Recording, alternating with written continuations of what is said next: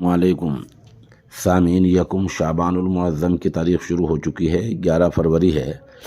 ख़बर का उन्वान है हल्द्वानी मामले में मौलाना अरशद मदनी का बयान। आपको पता ही है 3-4 दिन पहले हल्द्वानी में पुलिस ने मदरसे की इमारत को और इबादतगाह को ढा दिया था और पुलिस रिपोर्ट में ये कहा गया था कि नाजायज़ तरीके से बनाई गई हैं और यहाँ नाजायज़ कब्ज़ा है, ये सरकारी जगह है, इसे ढा दिया है। इस दौरान पुलिस के मुताबिक लोगों ने पथराव किया और वहाँ काफ़ी पुलिस वाले ज़ख्मी हो गए। हद ये कि आज 100 लोगों को हिरासत में लिया गया है।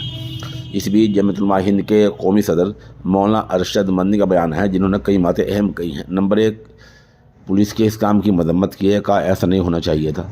दूसरे, मौलाना अरशद मदनी साहब ने यह कहा है कि अदालत में 14 फरवरी को समाअत की मामले सुनवाई बात कही गई थी, तब तक इंतज़ार करना चाहिए था, लेकिन ऐसा नहीं हुआ है। इस तरह मौलाना मदनी ने कहा कि मामले को फ़िरक़ावाराना रंग दिया जा रहा है और फ़िरक़ावाराना रंग देकर एक अक़लियती समाज को मुतासिर किया जा रहा है और अक़लियती समाज पर जुल्म किया जा रहा है। अगला लाइहमल क्या होगा, गालिबन इसके बारे में जमीयत उलमा का अगला कोई प्रेस नोट जारी होगा।